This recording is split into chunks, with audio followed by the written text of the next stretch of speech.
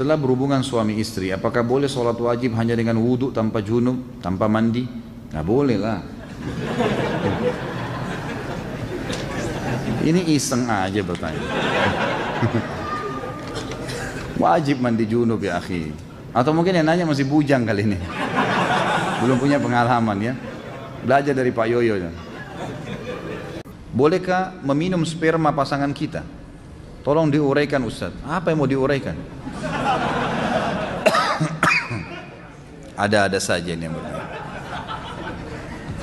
Sperma dalam agama Islam tidak dihitung najis. Sperma tidak najis dalam Islam. Makanya dalam hadis Bukhari dijelaskan, Aisyah radhiyallahu anha pernah mengerok sisa sperma di celana Nabi, di sarung Nabi sallallahu alaihi wasallam, dikerok ya, tidak dicuci. Dikerok saja yang kering dikeluarkan, lalu Nabi SAW gunakan kain tersebut untuk sholat. Dari hadis ini, ulama fikih sepakat mengatakan sperma itu tidak najis.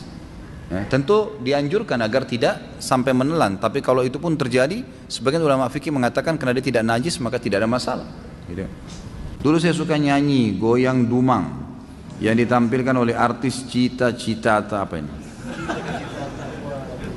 Sehingga kadang saya pengen menghadiri konsernya, hampir-hampir saja saya menjadi fans Cita-Cita tadi itu ya. Tapi saya kembali menyadari kalau apa yang ingin saya lakukan adalah perbuatan yang tidak terpuji. Kemudian saya mulai punya inisiatif yang menurut saya positif, yaitu daripada saya mendengarkan lagu dan goyangan tadi Cita-Cita itu, lebih baik saya meminta istri saya bernyanyi dan bergoyang ya, seperti Cita-Cita tadi. Untuk saya tanpa dibarengan musik, karena kebetulan istri saya dahulu pandai bernyanyi dan bergoyang. Apakah inisiatif saya ini diperbolehkan dalam ajaran Islam? Boleh sekali, nggak masalah. Boleh, tidak ada masalah. Pak Yoyo mau praktek ya? Boleh nggak? Jadi hukumnya boleh suami dinyanyikan oleh istrinya, boleh, boleh, kan gitu. Dengan kata-kata cinta, lantunan syair itu boleh, nggak ada masalah. Bahkan dikatakan wanita ahli surga, wanita yang bisa membangkitkan syahwat suaminya. Dalam arti kata memang dia diberikan kesempatan seluas-luasnya kalau sama suaminya, boleh saja, gitu kan. Selama tidak ada hal-hal yang haram. Mohon nasihatnya Ustaz, saat ini usia saya 27 tahun dan sedang ikhtiar mencari istri. Ana mencoba meminta bantuan teman-teman yang sudah menikah namun qadarullah belum dapat. Kemudian ana mencoba ikut biro jodoh online. Akan tapi yang menawarkan diri untuk ta'aruf kebanyakan janda.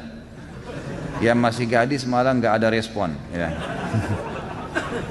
Sedangkan orang tua ana menginginkan ana menikah dengan gadis, dan ana sendiri juga lebih sreg dengan yang gadis, terutama yang bercadar. Mohon nasihatnya Ustaz. Saya mau nasihatin apa kira-kira nih?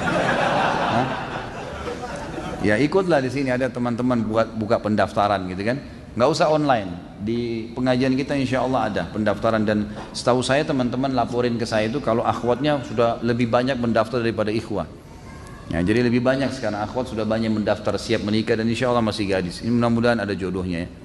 Bagaimana peran Jibril saat ini? Allahu alam, saya nggak pernah ketemu Jibril, saya nggak tahu gitu kan. Jadi kita tidak tahu, jangan tanya yang di luar batas manusia gitu.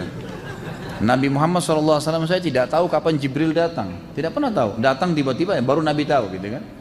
Sahabat-sahabat juga kalau melihat Jibril melihat dalam poster manusia, bukan sebagai malaikat gitu kan.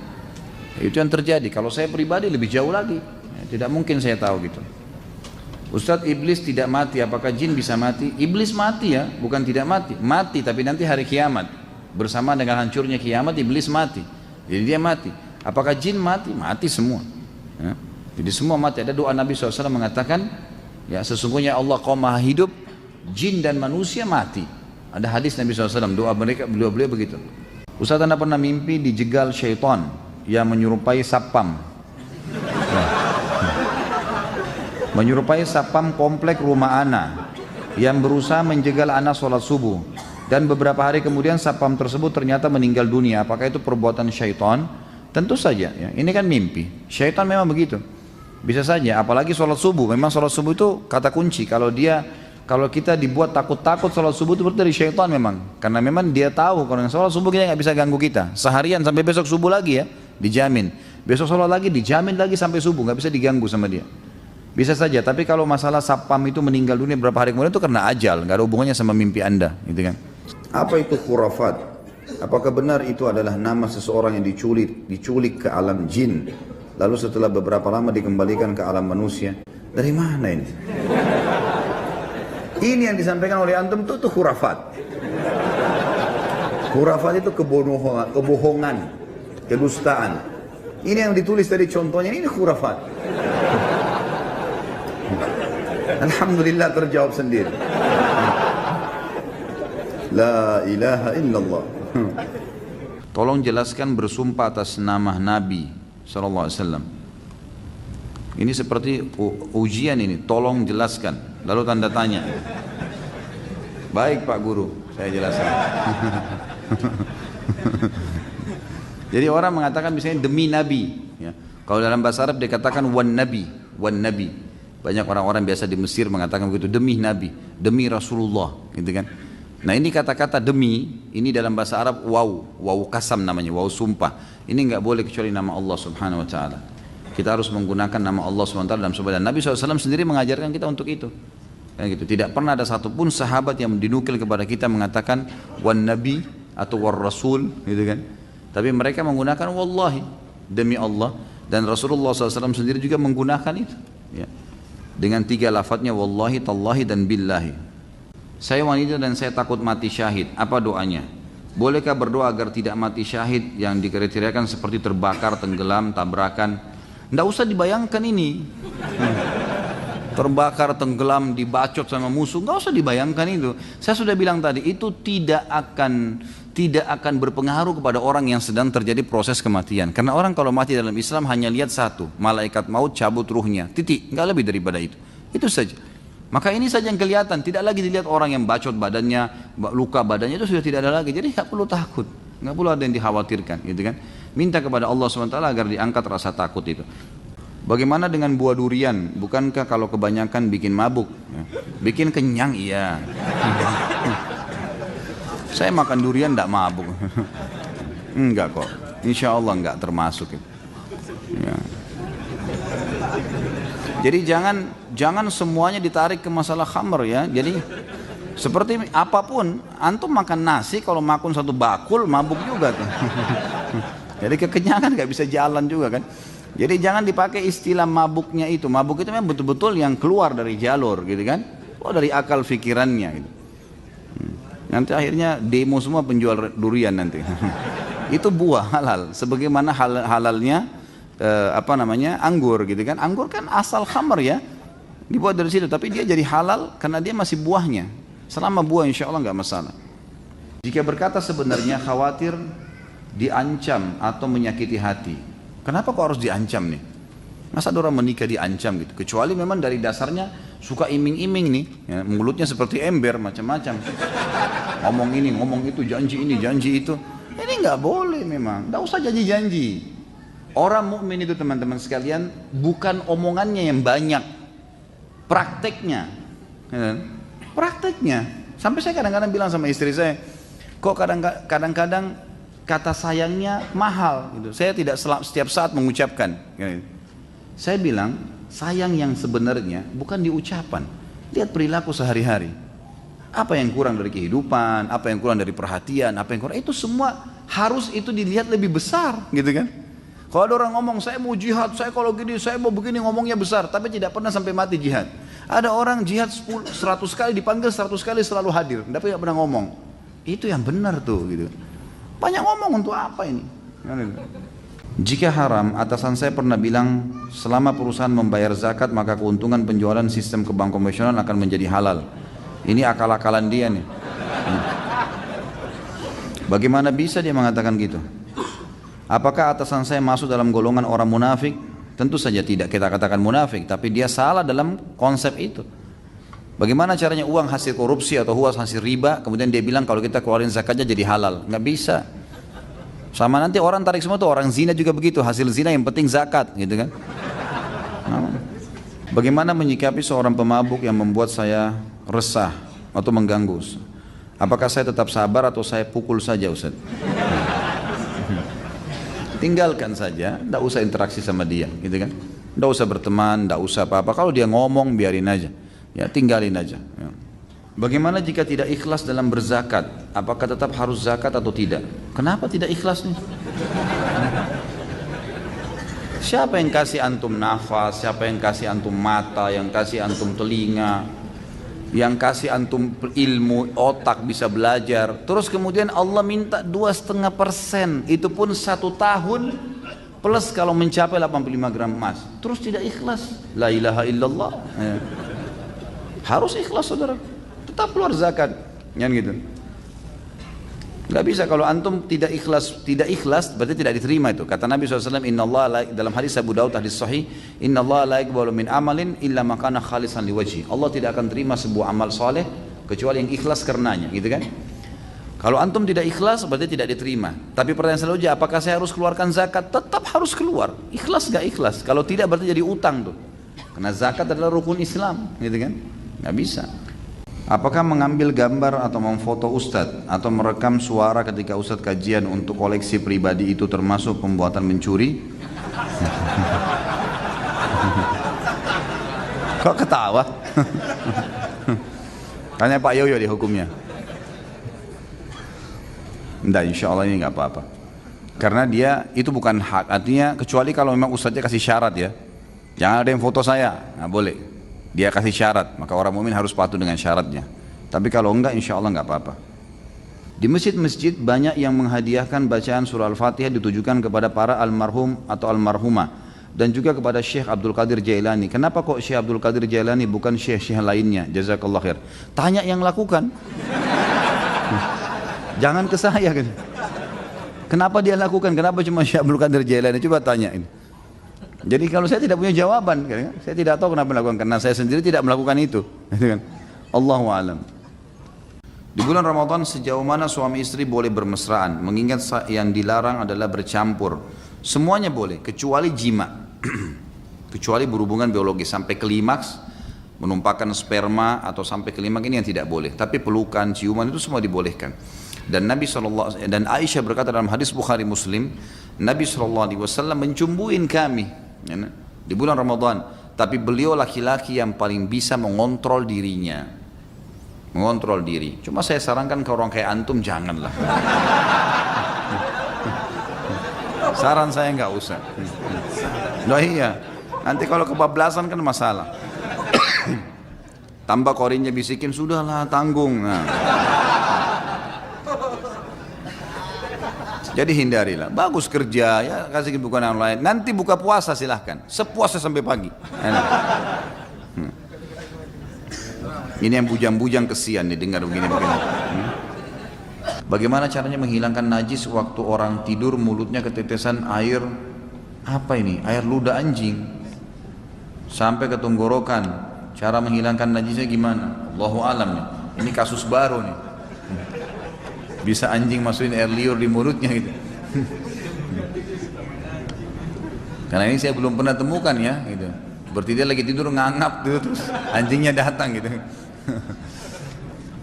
Ya semoga Allah maafin, semoga Allah hilangkan ya. Allahu a'lam, saya tidak tahu jawabannya ini harus seperti apa. Karena tidak mungkin kita kumur-kumur sama pasir kan gitu. Ya.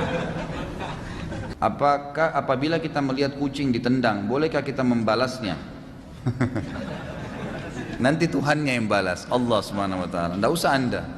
Hanya tendang-tendangan berlanjut lagi. Apakah ketika kita sholat kemudian terlintas di memori pikiran kita, misal kita habis nonton film Mahabharata dan film yang ada dewa-dewa, Athena dan lain-lain. Kemudian pas sholat terlintas dewa-dewa dan gambaran di film, apakah itu termasuk syirik? Pertama, jangan nonton. Tadi saya bicara tuh jangan, saya bilang anak kecil aja tidak boleh nonton, apalagi orang sudah besar. Ngapain mau ditipu dengan cerita kosong? Itu bohong, dusta. Dusta semua itu, jangan dinonton. Akhirnya kan lihat efeknya apa yang syaitan lakukan, dimunculkan dewa-dewa itu. Jadi nggak ingat Allah SWT. Itu bukan syirik tapi dosa. Tak, kalau syirik kalau anda bilang oh ini Tuhan saya, pas muncul gambarnya dia, anda bilang ini Tuhan saya, nah itu baru syirik, itu nggak boleh, gitu kan? Apakah sholatnya harus diulang? Padahal kita nggak ada niat untuk berpikir ke sana, namun pikiran akal kita menyimpan memori tersebut. Ya tentu saja tidak diulang, nah, kecuali kalau memang kita sudah sampai hal-hal yang membatalkan sholat, seperti misal syirik itu ya. menganggapnya oh ini berarti ini Tuhan saya nih, kita iyakan, terbawa dalam pikiran, itu baru. Karena tidak boleh mengulangi sholat tanpa ada udzur syar'i. Udzur syar'i itu batal wudunya, belum masuk waktu baru ketahuan, salah menghadap kiblat, nah itu mungkin. Apa benar hadis yang berbunyi barang siapa yang melakukan hubungan suami istri di malam Jumat, Kamis malam, maka pahalanya sama dengan membunuh 100 Yahudi? Ini dari mana hadisnya? Hah? Ini hadis maudhu, dusta, nggak pernah ada. Sudah kalau mau berhubungan, berhubungan aja, nggak usah bawa hadis. Apalagi 100 Yahudi. Ini siapa yang iseng bertanya nih? Kalau mau bunuh Yahudi yang benar, datang ke Palestina. Nah itu baru benar. Kaifa haluka Ustaz Khalid? Alhamdulillah baik. Lama tak jumpa Ustaz, 2 minggu serasa 2 tahun. Rasanya kangen kalau nggak dengar tausiah Ustaz Khalid. Dengarin di YouTube udah berkali-kali nggak bosan-bosan. Sampai istri saya gerah karena yang didengar masalah poligami. Ceramah saya itu ada 300 judul. Poligami itu belum pernah judul khusus ya, cuma pertanyaan. Kenapa antum dengar yang itu? Gitu. Kan masih banyak yang lain gitu. Emang sengaja cari gara-gara kan gitu. Ana mau nanya, apakah ain bisa mengena ke barang atau hanya orang saja? Bisa ke barang. Bahkan di Saudi itu saya dengarkan dari para masyayikh, dari para ulama-ulama kita tuh bisa sampai merusak kendaraan. Ada mobil baru lewat, oh baru ya, bagus ya, itu bisa tabrakan itu. Makanya harus hati-hati. Caranya diobati dengan selalu mengucapkan Masya Allah, Tabarakallah. Nah kalau di Saudi itu sudah menjadi tradisi orang karena mereka faham sekali. Dan ada hadis Nabi, hati-hati teman-teman. Bunyinya gini, kata Nabi SAW, mayoritas umatku mati penyebabnya ain. Penyebabnya ain. Justru karena hasutnya orang. Jadi rumah tangganya orang bisa pecah, usahanya bisa bangkrut, badannya bisa sakit, itu karena ain. Dan obatnya sederhana. Obatnya setiap orang puji, kita mengatakan Masya Allah, Tabarakallah. Selalu begitu. Atau kalau kita memuji, kita juga mengucapkan. Walaupun antum tidak punya penyakit ain, tetap harus hati-hati.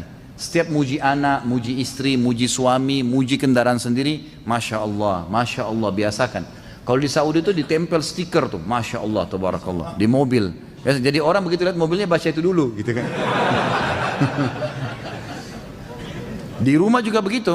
Kalau kita masuk ke rumah-rumah yang bagus di Saudi itu pasti ditulis di depan pintu gerbangnya Masya Allah, ukirannya itu. Ukirannya itu. Kalau kita kan banyak ayat kursi, banyak Allah dan Muhammad. Kalau di sana memang tulisan itu dan memang itu perlu disosialisasikan, dibiasakan ya, karena memang itu caranya. Anak-anak kita baru lahir ada yang datang lucu ya, Masya Allah. Kita yang bilang, oh rumah kamu bagus ya, Masya Allah. Kita selalu bilang Masya Allah. Itu usahakan di lidah kita. Apakah termasuk sihir orang yang mencari pesugihan dengan memelihara tuyul dan babi ngepet? Sebenarnya ada nggak si Ato? Ya, hanya cerita sinetron saja. Allahu alam. Saya tidak pernah berinteraksi sama tuyul dan babi ngepet ini. Tapi semua bisa terjadi. Namanya kuntilanak lah, apalah, pocong lah. Semua itu istilah. Istilah bagi syaitan-syaitan yang dipakai oleh dukun-dukun. Di Indonesia, mungkin di negara Arab ada lagi istilah yang lain ya. Kenapa hanya ada di Indonesia ya? Mungkin karena itu bahasa kita. Itulah yang diwaris-wariskan satu sama yang lain. Di kantor anak selesai sholat duhur ada ustadz yang tidak zikir, tapi langsung berdiri kultum. Isinya mengajak jamaah zikir-zikir bid'ah. Apa ini? Dikit-dikit bid'ah, jangan dengerin. Jalanin saja selama ini menurut anda baik. Memangnya yang menentukan amalan diterima itu kalian. Kalau dikit-dikit bid'ah kita beribadah semakin terkekang. Bagaimana menyikapi ustadz yang seperti ini? Sementara saya mau tegur, cuma ilmu saya masih dangkal dan malas berdebat. Bagaimana membedakan ustadz yang syar'i? Ya tentu saja, ini tidak ada istilah ustadz syar'i ya. Ini istilah baru ini. Baik, kalau anda tidak punya ilmu jangan didebatin, tetap aja berzikir, gitu kan? Tetap berzikir, tetap anda jalankan sunnah Nabi SAW, sudah cukup insya Allah. Kalau tadi ditanya bagaimana membedakan ustadz, sebenarnya ustadz-ustadz itu kalau yang ustadz mengikuti sunnah Nabi tentu selalu punya dalil ya. Ini perkataan ini firman Allah dalam surah ini kata Nabi SAW. Jadi tidak pernah dari dia, tidak ada pendapat pribadi. Jadi, umumnya maaf saya bukan mengatakan pengajian kita ini secara khusus, tapi di sini juga tadi anda dengar setiap kali sampaikan sesuatu bisa kita sampaikan ada dalilnya. Ini loh hadisnya, ini loh ayatnya, gitu kan? Jadi punya panduan, jadi bukan karangan-karangan dari kita sendiri. Ada ustadz yang bisa mengetahui bahwa si A sakit paru-paru. dan ternyata benar apa yang Ustadz itu katakan, apakah itu berdosa jika kita percayai? Kenapa dulu ini? Mungkin Ustadznya dokter. Jangan buru-buru. Mungkin dokter tahu, oh dari nafasnya orang ini kayaknya paru-paru nih. Ini sudah pengalaman dia.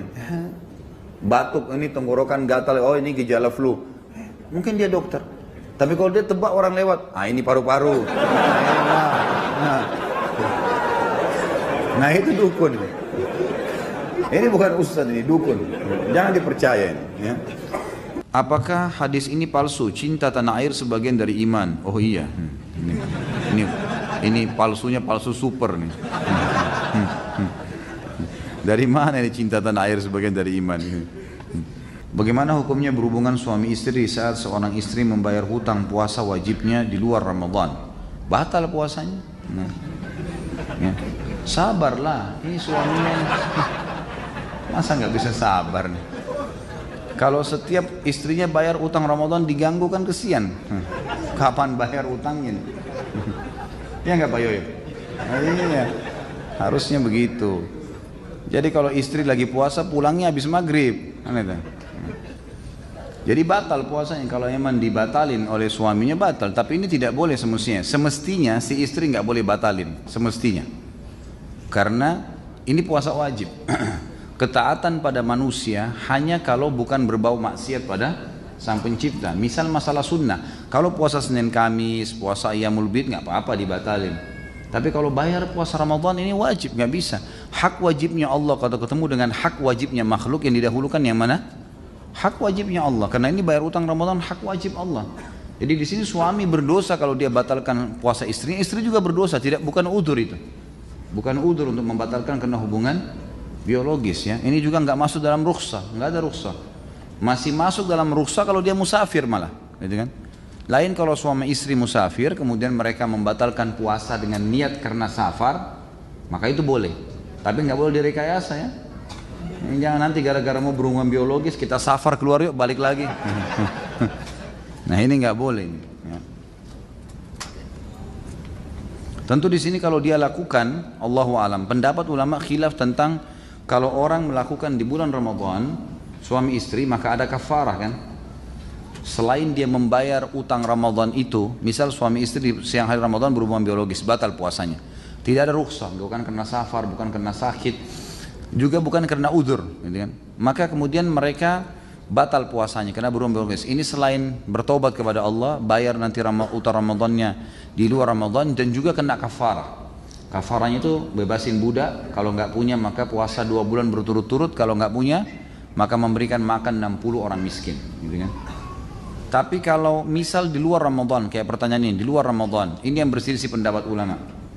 Apakah juga orang yang bayar utang Ramadan kena denda kafarah kalau dia batalkan? Ini pendapat ulama, ada yang mengatakan tidak kena, ada yang mengatakan kena. Tapi pendapat yang paling kuat tetap kena. Karena permasalahannya dia sedang melakukan puasa Ramadan walaupun di luar Ramadan. Dan ini masih berhubungan karena Allah subhanahu wa ta'ala pada saat berfirman fa'iddatun min ayyamin ukhar, gantikan dengan hari-hari yang lain. Ini yang diganti adalah puasa Ramadan. Berarti hukum Ramadan berlaku padanya walaupun di luar Ramadan. Seperti halnya di Palestina dan Syria yang lagi perang, jika suami berkehendak ikut jihad di sana, mana yang sebenarnya harus dia utamakan? Maaf, Ustadz, mana yang lebih utama? Pergi perang, meninggalkan anak istri atau menjaga anak istri di rumah? Pergi perang tentunya. Para sahabat waktu dipanggil jihad oleh Nabi SAW ya tinggalkan istri anaknya. Istri anaknya sabar, memang sudah begitu. Semua istri Nabi SAW sabar. Anda harus sebagai seorang wanita punya iman yang kuat seperti baja. Tidak boleh malah menjadi penghalang. Ini ibu-ibu ini harus belajar. Kalau suami lagi mau pergi masjid, silahkan ke masjid, pahalanya besar gitu. Jangan ke masjid mas, di sini aja. Wah, makin dikendorin, gitu kan? Jangan. Ini saya ambil nggak ya kredit bank? Jangan mas, haram gitu. Gak apa-apa, ambil aja. Nanti kita tobat. Gimana caranya? Nggak boleh. Harus menjadi orang yang mendukung kebaikan suaminya, gitu kan? Dan memang sudah begitu hukumnya. Kalau mau ditunggu urus anak sama istri, siapa yang pergi jihad? Berarti orang bujang-bujang semua. Kesian orang yang sudah nikah nggak dapat mati syahid. Dan ibu sendiri rugi tuh. Karena kalau suaminya berisyahad kan bisa ditunjuk. Kan? Kamu ikut sama saya ke surga, kan luar biasa itu. Gitu kan? Mestinya kita memotivasi, semestinya gitu kan. Allahu alam. Dulu ketika masih anak gaul, saya masih suka nongkrong di kafe-kafe Kemang bersama teman-teman. Biasanya saya dicekokin minuman dan lain-lain. Setelah taubat, saya di akhirat nanti tidak dapat meminum air susu dari sungai di surga bersama bidadari. Dikarenakan dalam tubuh saya sudah ada kandungan khamar. Kenapa harus sebut bidadarinya nih? Harus diselipin sesuatu gitu. Ini muridnya siapa nih? Saya nggak bilang loh Pak Yoyo ya. Jadi tentu saja kalau sudah taubat dimaafkan. Aman kalau sudah taubat gitu kan. Tapi masalahnya jangan tunda taubat. Kita nggak tahu nih kapan meninggal. Nggak ada jaminan kita masih bisa hidup kan. Sekarang teman-teman, ada siapa yang bisa dapat jaminan di sini bisa pulang ke rumahnya sebentar? Gak ada jaminan. Semoga Allah panjangkan umur kita dengan ketaatan, tapi kita tidak tahu. Ajal bisa datang. Jadi salah kalau ada orang nunda-nunda taubatnya, ini gak bisa. Sama halnya, tidak boleh juga kita berbangga dengan amal yang pernah kita kerjakan. Kata Nabi SAW, janganlah seseorang di antara kalian berkata, dulu saya pernah sholat malam. Itu dulu, udah dicatat sama malaikat. Sekarang, besok, lusa, buku amal kita tiap hari diterima, dicatat oleh para malaikat, gitu kan? Jadi jangan sampai tunda gitu. Apakah nafkah yang diberikan suami kepada istri, suami berhak meminta laporan pengeluaran? Tentu saja, dia punya hak, boleh saja. Tapi nggak usah lah, untuk apa minta laporan? Untuk apa? Jangan pelit-pelit lah. Kasih aja. Nanti kan antum juga dapat servisnya, gitu kan? Ketawanya besar-besar nih ya. Padahal saya cuma bermaksud secara umum loh. Ya Pak Yo, gimana nih? Saya sudah berpacaran dengan seorang Katolik selama 2 tahun, tapi Alhamdulillah saya sudah putus. Setelah saya putus, saya mendengar mantan saya yang Katolik tersebut dekat dengan pria lain. Dan suatu hari mereka pergi ke Bandung dan menginap. Apakah saya dosa jika saya berpikiran jika mereka berzina? Ini apa?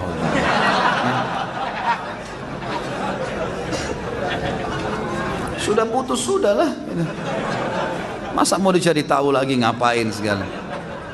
Antum harus bersyukur. Saya pikir tadi pertanyaannya, apakah saya sudah benar putusin dia? Jawabannya iya. Ini ke hotel, lalu saya berpikiran mungkin dia berzina. Saudaraku, udah usah terlalu jauh ini ya. Saya sarankan teman-teman yang begini segera menikah dengan mukminah insya Allah, jadi aman. Tidak pikirin lagi perempuan seperti itu. Apa hukumnya merokok? Ini Pak Yoyo sudah tahu. Bukan saya. Sudah sering ditanya. Sahkah sholat kita apabila imam sholat berjamaah masih merokok? Sudah dijelaskan gitu kan. Rokok haram, nggak boleh merokok. Jangan merokok sudah. Semua dokter, semua ulama, semua pemerintah nolak. Coba. Apalagi mau argumen lebih kuat daripada itu? Ditulis, pemerintah tulis rokok bisa membunuhmu. Mau nunggu apa lagi kata-katanya? Saya nggak tahu nih merokok membaca atau nggak baca gitu. Jelas-jelas tulisannya masih dilakukan. Nggak boleh, haram. Gitu kan. Bagaimana hukumnya imam perokok kalau sholat? Kalau ada imam lain pindah di tempat lain. Kalau nggak ada dan antum memang tidak punya imam lain, memang harus dan imam tempat itu, maka ulama mengatakan hukumnya masih boleh. Asal memang dia bukan merokok sambil sholat, gitu kan? Loh iya, memang dia merokok di luar sholat. Dia kan sama dengan orang berbuat dosa di luar sholatnya. Lalu dia sholat, dia ikutin rukun-rukunnya semua syaratnya, sahkan sholatnya, gitu kan? Maka selama dia di luar sholat itu lain, tapi dalam sholat nggak boleh. Cuma kalau masih dapat imam lain, alhamdulillah lebih baik. Belum lama saya coba ta'aruf, tetapi sehabis pertemuan si akhwat tidak berkeinginan untuk lanjut ta'aruf sama ana. Dan akhirnya ana tidak percaya lagi untuk ta'aruf. Nah, apa yang harus ana lakukan kalau sudah ada perasaan seperti ini? Mana akhwat kita ini, kesian nih. Siapa akhwat yang siap nikah nih? Ayo. Kenapa putus asa, akhi? Tidak ada perempuan lain? Hah? Harus kuat, kan itu.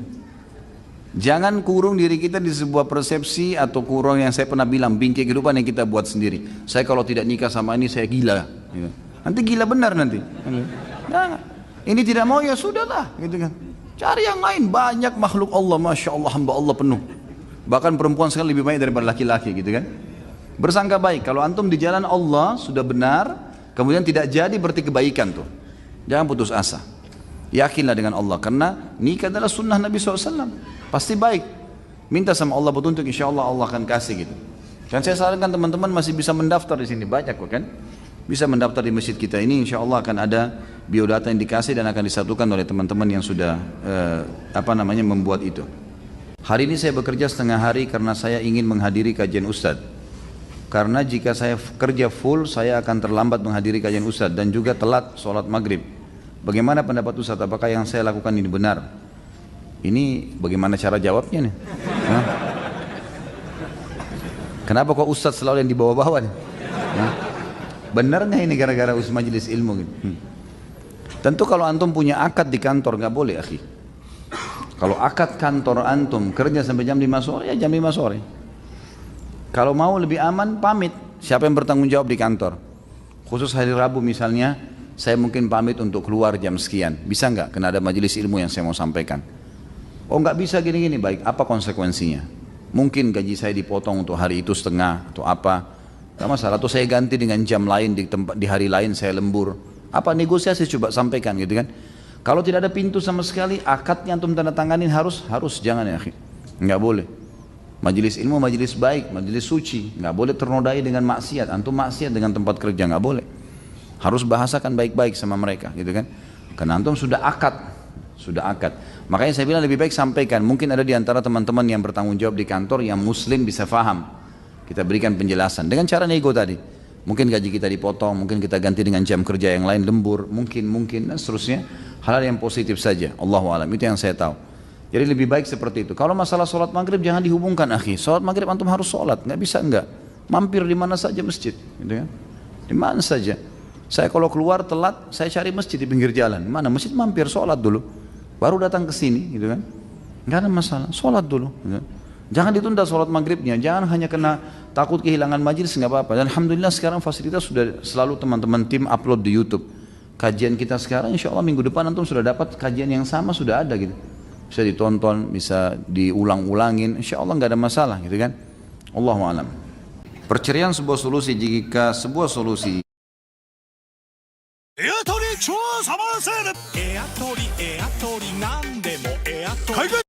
cerai pada akhirnya salah apa ini? Akhirnya salah. Bagaimana? Contoh misalnya menikah suami istri orang Cina, pas melahirkan ternyata bule. Padahal pas tes DNA memang anak dari mereka. Barakallahu fiik.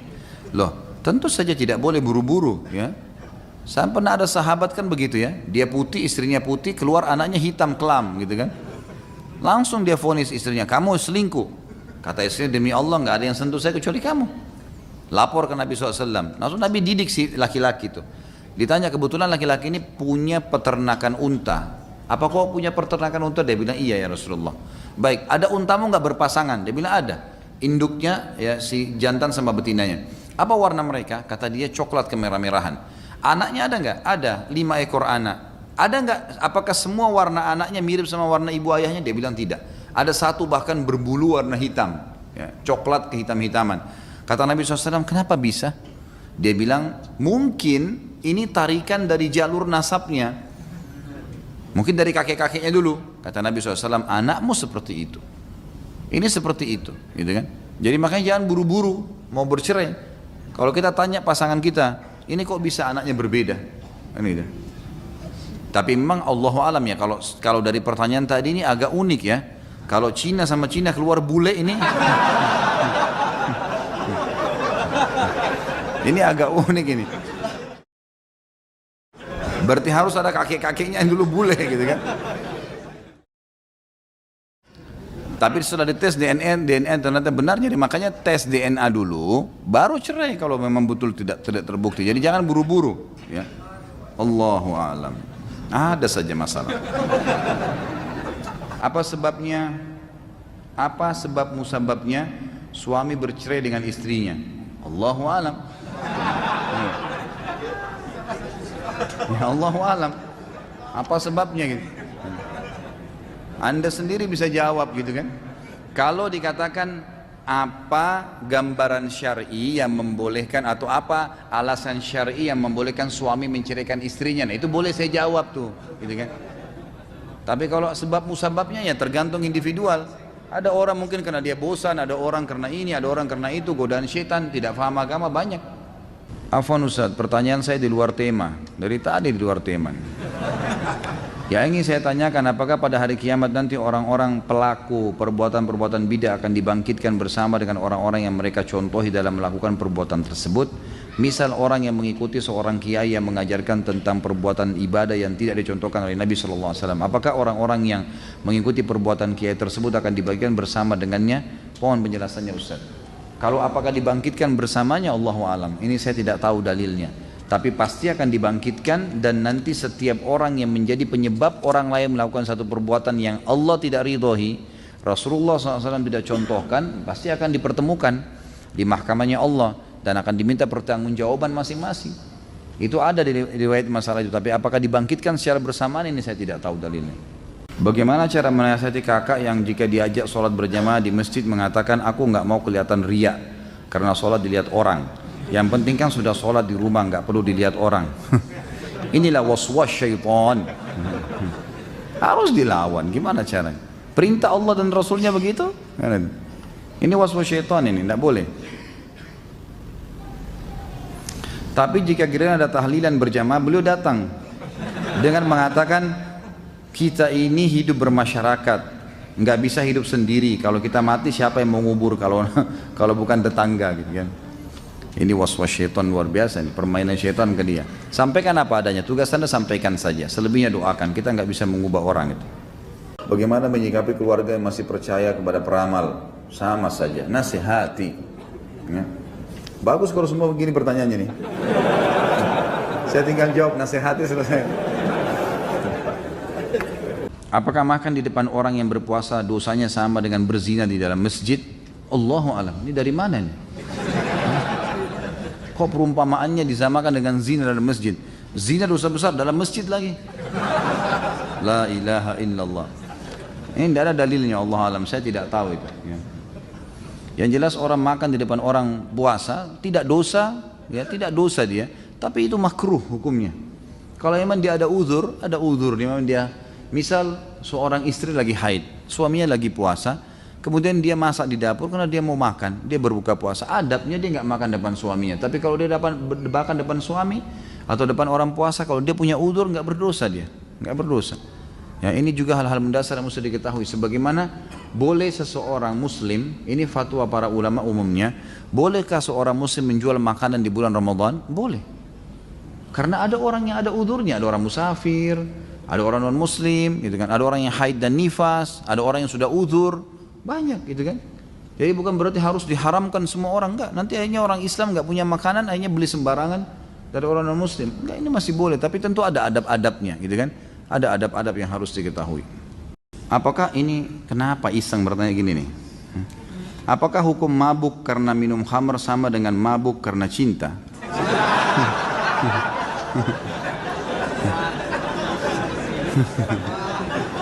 Ini siapa ini Pak Yoyo?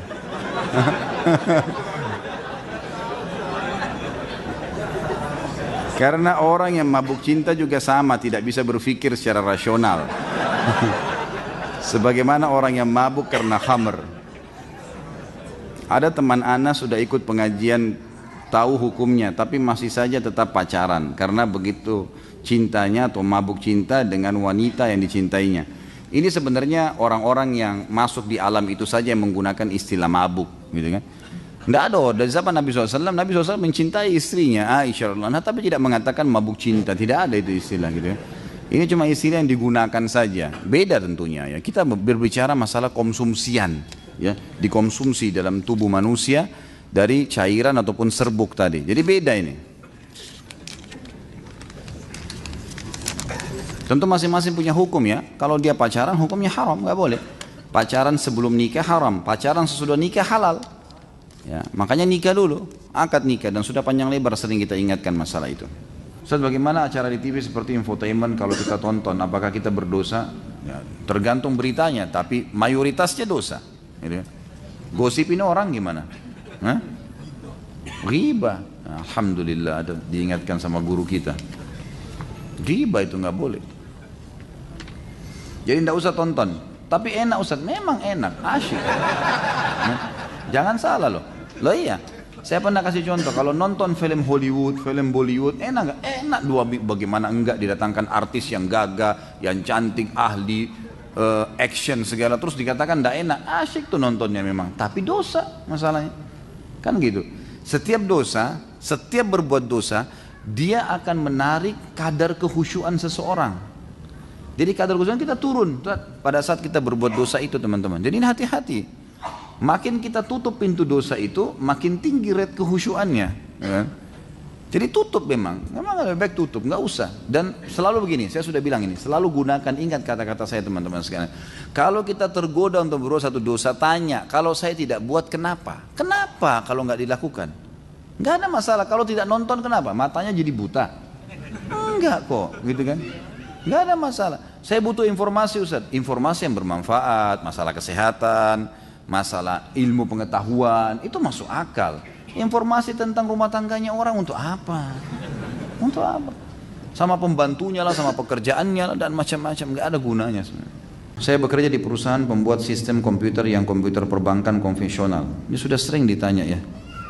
Apakah keuntungan penjualan sistem perbankan konvensional halal? Haram. Haram. Tidak boleh. Jangan cari sesuatu yang dihalalkan kalau ke ustadz, nggak bisa. Haram, haram. Ya, Anda melakukan berarti Anda konsekuensinya menanggung itu. Keluar kerja, cari tempat yang lain. Yang itu.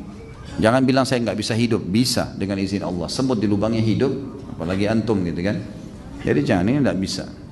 Bagaimana hukumnya apabila sebelum berhubungan suami istri kita nonton film Blue dulu?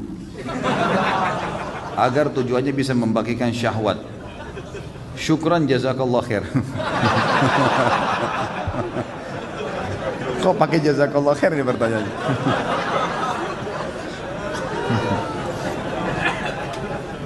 Ada saja yang hilangin ngantuk ya. Tidak boleh akhi. Nggak boleh nonton begitu, gitu kan? Nonton itu pertama antum dukung zina, yang kedua antum lihat auratnya orang, yang ketiga akan terusak normalnya seksual antum, gitu. Hanya antum membayangkan orang lain, pasangan kita setengah mati rangsang kita membayangkan orang lain. Ini nggak boleh teman-teman sekalian. Jangan, gitu kan? Nggak boleh. Jadi harus dijauhi, nggak boleh. Jadi nanti akhirnya jadi penyakit, antum tidak akan bisa menggauli pasangan kecuali dengan nonton. Bagaimana seorang laki-laki bisa tenang melihat istrinya lihat aurat laki-laki lain? Bagaimana istri bisa tenang membiarkan suaminya lihat aurat perempuan lain? Ini nggak bisa kan gitu. Berbahaya sekali. Jadi jangan, ya jangan. Kata ulama, meletakkan kemaluan di kemaluan untuk melampiaskan biologis itu sama dengan seseorang tahu bagaimana memasukkan makanan di mulutnya. Bukan ilmu khusus itu. Nggak ada ilmu khusus untuk itu. Orang bisa belajar dengan alami gitu. Saya pernah membaca dalam Sirah Nabawiyah istri Rasulullah SAW berjumlah 13, sedangkan dalam Quran kan dibatasi hanya 4. Ini kok bisa begitu? Itu maunya Allah, gitu kan? Harus bisa diterima. Nabi SAW punya khususiyah namanya. Khususiyah itu khusus buat Nabi, nggak boleh untuk orang lain. Seperti contoh, Nabi SAW menikah lebih dari 4 wanita, itu khusus buat Nabi SAW. Nabi SAW berpuasa wisal, menyambung puasa. Hari kedua, hari ketiga baru berbuka puasa. Ini nggak boleh dicontohi oleh kita. Sampai pernah Ibnu Umar mau ikutin, kata Nabi SAW tidak boleh, karena itu buat beliau. Beliau juga kalau sakit, itu double sakitnya manusia biasa seperti kita. Kata Nabi SAW, sungguhnya saya ditimpa penyakit lebih berat, berlipat-lipat dibandingkan yang kalian rasakan, atau 2 kali lipat dibandingkan yang kalian rasakan. Memang ada sendiri khusus buat Nabi SAW. Kasus beliau dinobatkan jadi Nabi, beliau menemui Jibril, itu semua khususiyah. Khusus buat Nabi SAW. Kalau kita manusia biasa 4, ya. Antum 1 aja lah, gitu kan. 1 aja masih susah gitu. Terus mau protes Nabi kenapa 13 gitu. Di rumah saya banyak tikus dan kecoak. Bagaimana cara membasminya secara benar? Tanya kepada ahlinya itu. Siapa di sini yang bekerja nih membasmi serangga? Kalau tanya kepada saya hukum halal haram, Bapak Ibu, masa basmi kecoak? Tapi boleh, kalau mau dibunuh boleh saja gitu kan.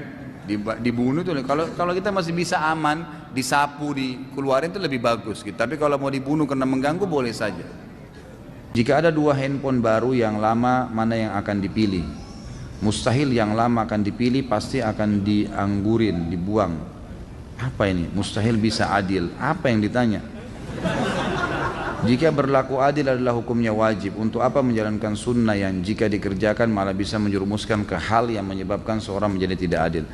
Begitulah pernyataan balik yang dilemparkan istri kepada suami ketika sedang mendengarkan ustadz menjelaskan poligami. Bagaimana menyikapi pertanyaan ini? Maaf ustadz, ujung-ujungnya bukan cari gara-gara. Gimana tuh Pak Yoyo? Jelas-jelas cari gara-gara ya. Jadi sabar aja gitu kan. Begini aja, ini selalu poligami. Ini teman-teman yang mau poligami harus jadi ahli perayu. Belajar merayu dong. Masa nggak bisa taklukin istri gitu kan? Bukan dengan kekuatan, dengan rayuan, dengan hadiah. Masa mesti diajarin? Ya harus bisa lah. Nggak bisa, perempuan itu pakai perasaan. Kalau antum datang mau poligami dengan power, saya akan menikah, pokoknya nggak mau tahu. Itu, salah. Jadi diajarin, nggak boleh. Rayulah, taklukin dia, gitu kan? Jadi mungkin dengan bercanda, mungkin dengan ini, mungkin dengan apa saja kebutuhannya dipenuhi ya, itu insya Allah bisa, gitu kan? Gak usah terlalu banyak tanya poligami lah. Ya. Nikah aja dulu, lancar dulu. Nanti kalau sudah lancar semua, sudah mau melangkah ke langkah selanjutnya baru ada praktek khusus sama saya nanti. Apa hukumnya bagi pedagang yang meminta tolong dengan dukun agar dagangannya laris? Dosa besar. Dan kalau dia percaya dia bisa kufur. Nggak boleh teman-teman sekalian. Dagang biasa dagang. Dagang itu modalnya halal, produknya halal, sistemnya halal. Percaya teman-teman, demi Allah laku. Nggak usah pakai dukun, nggak usah pakai pelaris ini. Nggak perlu. Terima uang, tepuk-tepuk uang itu. Siapa nggak tanya itu? Kenapa tepuk-tepuk? Supaya laris. Pokoknya kertas bisa ngelarisin. Nggak ada hubungannya, nggak ada hubungannya sama sekali. Coba teman-teman, pelajari ilmunya itu, cari modal yang halal. Kemudian produknya juga berkualitas bagus, jual baju yang memang bagus, warnanya, coraknya, segala macam, sesuai dengan syariat. Laku kok insya Allah. Sistemnya juga jangan pakai hal-hal yang berbau riba atau dolar dan seterusnya. Insya Allah laku. Di Saudi dekat Masjid Haram semua orang kaya raya itu banyak, nggak ada pakai pelaris tuh, dagang biasa, jual sandwich, jual jus, laku, orang laku, kan gitu. Jadi nggak perlu semua ini teman-teman sekalian ya. Semoga Pak Ustaz selalu bahagia dunia akhirat. Amin, sama-sama. Bagus juga kalau semua penanya begini nih, mendoakan. Apakah sedekah untuk orang tua yang sudah meninggal masih bisa diterima? Jika sedekah itu dari anaknya, tentu saja.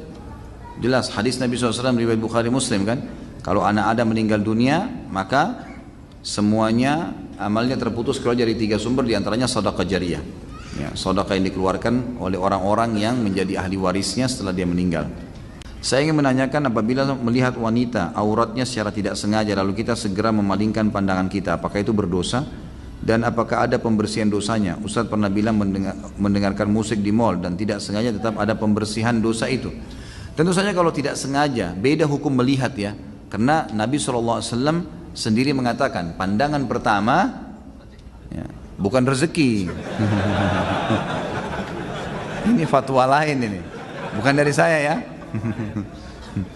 Jadi pandangan pertama itu belum dihitung, belum dicatat. Dan pandangan selanjutnya yang dicatat. Pandangan pertama ini ulama rincikan adalah tatapan yang tidak sengaja dan segera memalingkan.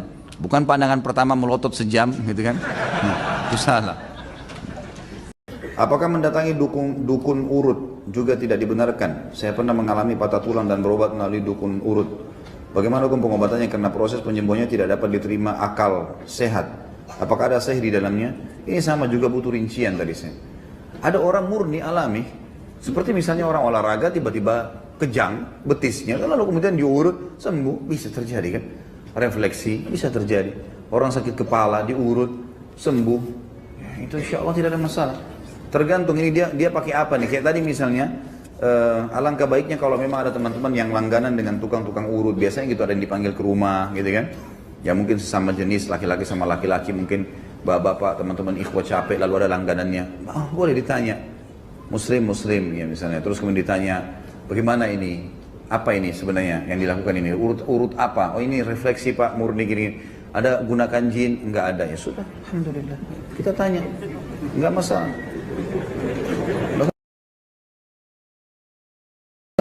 Saya pernah ada orang refleksi datang, langganan saya datang ke rumah, saya tanya, pakai jin nggak? Saya tanya. Orang mukmin harus jelas, fi sarahatin raha, di setiap keterus-terangan ada kejelasan. Dia bilang nggak ada Pak Ustadz. Ya sudah, alhamdulillah. Ya. Kalau pakai jin nggak bisa nih, jangan urut saya. Di rumah saya jika ada yang ingin mengadakan acara, contoh pernikahan beberapa hari sebelum acara, mereka datang ke tempat orang tua setempat atau kiai membaca Al-Quran kecil, lalu didoakan oleh beliau, dan ketika pulang Al-Quran tersebut diletakkan di atas pintu bertujuan agar saat acara tidak turun hujan. Apakah ini termasuk hal yang salah? Salah, jelas salah. Nggak ada hubungannya Al-Quran ditaruh di atas pintu hujan tidak turun, nggak ada relevansinya sama sekali. Sama dengan kalau pasang lukisan ayat kursi, saya pernah bilang walaupun 10 kali 10 meter, terus antum mengkhayal ini bisa ngusir syaitan. Nggak bisa teman. Ngusir syaitan kalau dibaca. Hah? Mau tahu kalau syaitan ada dekat Quran?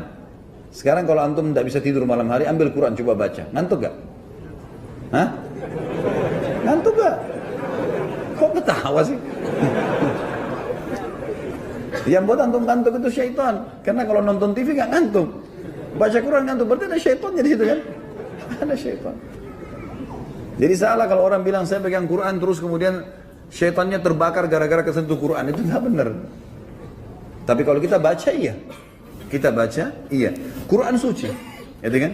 Tentu syaitan tidak bisa sembarangan menyentuh Al-Quran. Tapi kalau apakah begitu Al-Quran kita sentuhkan ke sebuah tempat lalu kemudian membakar syaitan, itu tidak pernah ada riwayat berhubungan dengan. Tapi baca iya, baca pasti membakar syaitan, nggak mungkin tidak. Ayat-ayat Al-Quran bisa memusnahkan dan membunuh syaitan itu. Selama ini kita melihat kecelakaan pada saat mudik merupakan musibah. Berdasarkan yang Ustaz sampaikan, berarti mereka mati syahid karena kecelakaan berkendaraan. Benarkah demikian? Benar, itu dalil yang ada. Bagaimana dengan kecelakaan kereta api yang banyak memakan korban? Bila ini disebut mati syahid, mengapa tempat kejadian kecelakaan itu menjadi tempat angker atau banyak penampakan? Bagaimana menyikapi ini? Mana yang angker itu? Coba. Mana yang angker? Angker itu menurut Anda. Gak ada. Tidak ada rukun tayangan dalam Islam. Tidak ada tempat angker. Gak ada. Orang yang mati, kalau dia beriman senang di kuburannya. Kalau dia orang ahli maksiat sedang disiksa. Gak ada waktu ruhnya keluar gentayangan ganggu orang. Gak ada itu. Gimana caranya? Kita sudah punya konsep dasar dalam Islam. Saya pernah kasih contoh. Kalau ada satu rumah orang pernah bunuh diri, di Indonesia pernah saya tanya jemaah saya, mau beli nggak rumah yang ada orang bunuh diri? Nggak mau Ustaz. Kenapa? Takut. Ada ruh gentayangan nih. Baik, saya kasih contoh nih. Orang gantung diri, bunuh diri, ada banyak orang tidak mau beli rumahnya. Kita simpan contoh ini. Contoh yang lain, orang dibunuh sekeluarga. Mau dibeli rumahnya nggak? Nggak mau Ustaz. Kenapa nggak mau? Ya karena ada ruh gentayangan. Saya bilang jelas dalam agama tidak ada ruh gentayangan dalam Islam. Mustahil. Nabi SAW menyebutkan dalam hadis Bukhari, kalau orang beriman, maka ruhnya akan keluar lebih mudah dari air dari mulut kendi, kemudian akan masuk ke dalam kuburan dan akan menikmati kuburnya taman dari taman surga. Kalau orang fasik, orang muslim banyak dosanya, dan orang kafir akan masuk ke dalam neraka, akan masuk ke kuburan dan akan menjadi lubang dari lubang neraka sampai hari kiamat. Enggak ada waktu untuk mengganggu orang, gitu kan? Jadi enggak ada ruh gentayangan, enggak ada tempat angker, enggak ada. Orang tabrakan di situ sudah selesai tabrakan, matang ajalnya mati. Udah dibersihin kotorannya selesai, gitu kan? Nggak ada masalah. Kalau Anda mengatakan banyak tempat angker, berarti orang-orang yang tinggal di kuburan tuh angker tuh. Tapi tinggal jaga kuburan, tiap hari makan, minum, gitu kan? Saya pernah masuk kuburan Jeruk Purut yang di Kemang itu, di tengah-tengah kuburan ada orang tinggal banyak. Sama anak cucunya tinggal di situ, nggak ada masalah. Gitu kan? Jadi pemahamannya harus diperbaikin nih. Saya ikut salah satu bela diri. Di situ kita belajar mengolah tenaga dalam, sehingga kita bisa belajar mengenal benda dengan energi tenaga dalam yang ada. Misal bisa membaca dengan mata tertutup. Apakah itu tersebut ilmu sihir? Sihir ini. Bagaimana bisa membaca dan tutup mata? Hah? Di luar alam manusia itu. Bagaimana caranya? Tutup mata, baca. Coba tangkap secara akal. Enggak mungkin ini. Ya? Dan teman-teman sekalian, semua ilmu tenaga dalam bagian dari sihir. Gak usah belajar tenaga dalam ya. Bela diri, keterampilan silahkan. Keterampilan pedang, mana, ketangkasan tangan, kaki, silahkan. Tenaga dalam, untuk apa? Ya. Di zaman Nabi SAW banyak loh ahli pedang. Zubair bin Awam itu bisa membelah dua badannya tentara kafir, orang Mekah. Dibelah dua dengan pedang. Ada di antara antum bisa belah dua manusia sekarang? Bagaimana kemahirannya itu radhiyallahu anhu? Luar biasa Zubair radhiyallahu anhu. Dia bisa belah dari kepalanya orang itu dengan pedang, terbelah sampai kemaluannya loh, terbelah dua orang itu. Saya pernah jelasin di kisah sahabat kan, kisah Zubair bin Awam itu waktu tablik akbar. Bagaimana itu teman-teman sekalian? Bagaimana Ali bin Abi Thalib bisa menebas juga orang kafir dari bawah, dari kemaluan ditarik ke atas sampai ke dekat hidungnya terbelah, gitu kan? Itu luar biasa mereka. Itu luar biasa. Ada keterampilan-keterampilan yang luar biasa dikuasai sahabat. Itu enggak ada. Tapi memang keterampilan, ketangkasan yang dia latih itu lain. Dan tidak di zaman dulu dan zaman sekarang sama sebenarnya. Kalau memang itu ilmu tenaga dalam dibolehkan, sudah dipakai oleh Nabi SAW. Enak tuh. Dari jauh terlempar. Luar biasa. Untuk apa pakai pedang lagi? Hah? Sahabat pakai pedang, tangkis, serang, berdarah. Rasulullah SAW berdarah. Permainan syaitan. Ya. Harus ditinggalkan teman-teman sekalian. Lagian kalau pakai tenaga dalam sudah nggak jantan itu nanti ya. Hadapin, datang gitu kan, lihatkan ketangkasan. Jangan tersinggung ya. Jangan tersinggung. Tapi kalau tersinggung juga apa boleh buat? Saya sebagai pelaut sering berlayar, berminggu, bahkan pernah berbulan-bulan. Masturbasi atau onani dan melamun lagi hubungan suami istri. Apa ini? Sambil menatap foto istri. Apakah ini bid'ah?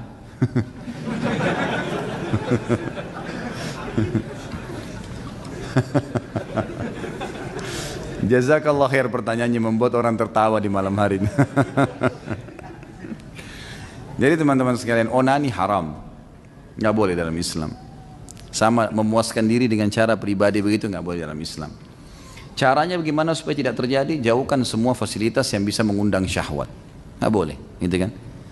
Tapi kalau terjadi seseorang telepon istrinya dari jarak jauh, lalu kangen-kangenan, rindu, kemudian dia mungkin ya istrinya mengucapkan kata-kata sampai dia klimaks, nggak apa-apa itu halal, nggak masalah. Tapi jangan lakukan hal-hal yang tidak benar, teleponnya diciumin lah, apalah. Itu bukan istrinya, itu telepon, apa mau dicium gitu. Jadi jangan aneh-aneh, tinggalkan fasilitas-fasilitas ini, gitu kan?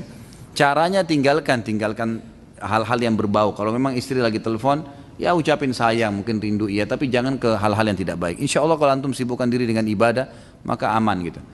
Onani ini dibolehkan kalau istri yang melakukan pada suami, karena masuk dalam firman Allah Subhanahu wa taala yang berbunyi a'udzubillahi minasyaitonir rajim, nisa'ukum harthun lakum fa'tu harthakum anna syi'tum wa qaddimu li anfusikum. Artinya, perempuan itu istri kalian adalah ladang buat kalian. Maka datangi ladang kalian semau kalian. Boleh. Selama bukan dubur, tidak digauli di duburnya, tidak digauli haid dan nifas, boleh. Gitu kan? Dan dahulukan diri kalian. Jadi ini ulama rincikan sebab turunnya ayat ini adalah masyarakat Mekah terbiasa menggauli istri dengan menunggingkan istrinya. Waktu sahabat-sahabat hijrah ke Madinah dari Mekah, muhajirin, wanita Madinah terbiasa digauli dengan suaminya sementara mereka tidur dan suaminya dari atas. Maka si laki-laki ini, muhajir ini nikah sama wanita Ansar. Waktu wanita Ansar mau digaulin dengan cara orang Mekah, gak mau, nolak. Laporlah kepada Nabi SAW, ya Rasulullah begini kejadiannya. Maka turun firman Allah tadi. Wanita adalah ladang kalian, gaulilah seperti yang kalian inginkan dan dahulukan diri kalian. Jadi ibu-ibu tentunya harus bisa memahami juga ayat ini. Kalau suaminya pengen gaya tertentu itu gak apa-apa. Asal jangan hal-hal yang haram, seperti dubur gak boleh. Gitu kan? Tidak boleh, dan boleh mendahulukan diri sendiri dalam arti kata boleh membahasakan kepada pasangan saya mau begini, saya mau begitu, nggak ada masalah. Yang diharamkan saja yang ditinggalkan, yang tidak, yang boleh maka boleh dilakukan, gitu kan? Jadi saya sarankan Allahu a'lam dijauhi ini, dan saya sarankan juga teman-teman sekalian selama memang masih ada peluang kerja dekat dengan keluarga, kerja di situ. Udahlah. Kerja jauh di sana gajinya $1.000, kerja di sini $400, di sini aja nggak apa-apa. Aman, gitu kan? Daripada jauh sana menderita, akhirnya foto dicium-cium kan jadi masalah. Jadi lebih baik jangan. Allahu a'lam. Pantaskah seorang suami memberikan uang kepada orang tuanya tanpa pengetahuan istri? Sangat pantas. Kenapa memang? Hah? Ini yang tanya laki-laki atau perempuan nih? Hah? Kalau laki-laki perlu saya cambuk ini. Hah? Masa bertanya begitu? Nggak perlu. Nggak ada apa kok pamit sama istri? Nggak usah. Kalau uang antum hasilnya nggak usah pamit gitu kan. Ada orang begini nih sengaja melatih istrinya jadi kurang ajar sama dia. Nggak perlu. Kenapa? Antum berikan haknya dia. Ini nafkah kamu, hitung baik-baik kebutuhan rumah, kasih. Selebihnya antum punya hak dengan uang antum. Gimana caranya? Kok bisa gitu? Kalau dia juga punya pendapatan, si istri punya pendapatan, tidak wajib pamit sama antum.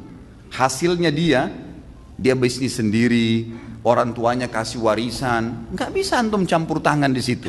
Dia mau bantu keluarganya kah? Masa harus pamit dulu? Enggak gitu. Kecuali memang uang itu dari kita suami berikan kepada istri, kemudian ada lebihnya, uang bulanan ada lebihnya, dia pamit sampaikan, itu lain. Atau modal kita berikan, atau mungkin istri antum yang punya modal dalam satu usaha, antum laporin, tidak ada masalah. Tapi kalau uang mau dikasih ke orang tua harus pamit, ini enggak. Orang tua itu kan wajib dibakti oleh suami, jelas nggak hukumnya? Jadi ini bukan masalah, oh kok keras sekali sama istri, bukan masalah keras. Kita letakkan batu pada tempatnya, maka akan rapi bangunan tuh, gitu kan? Harusnya begitu. Tetap istri disayangi, dicintai, dilembuti, semua haknya didapatkan sama dia.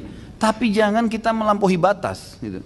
Ada orang subhanallah beli pulsa minta sama istrinya.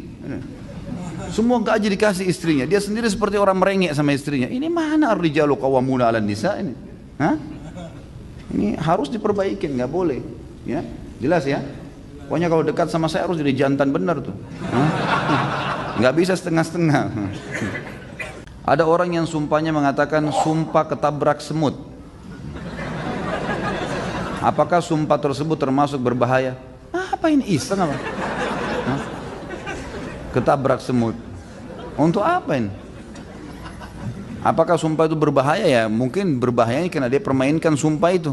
Tapi untuk apa sumpah begini?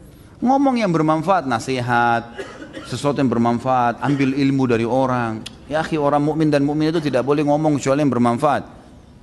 Man kana yu'minu billahi wal yawmil akhir falyakul khairan aw liyasmut. Itu kaidahnya. Siapa yang mengaku beriman pada Allah dan hari akhir, dia harus mengucapkan emas, yang khair, yang baik. Ambil ilmu dari orang. Kalau saya targetnya, kalau saya pribadi, setiap kali saya ketemu orang, saya dapat ilmu apa dari orang ini? Saya selalu coba bertanya sesuatu yang merupakan kelebihan dia apa nih, supaya saya bisa dapat manfaat. Jangan kosong, atau dia dapat manfaat dari saya. Itu prinsip. Maka teman-teman kalau mungkin ada interaksi sama saya, mungkin pernah datang, saya nggak mau ngomong kosong tuh. Sesuatu apa sih yang bermanfaat? Ada yang bisa bermanfaat, sesuatu yang kita bisa tanya, ambil ilmu, atau dia dapat ilmu, dia konsultasi, silahkan. Kalau kosong untuk apa? Nggak ada manfaatnya.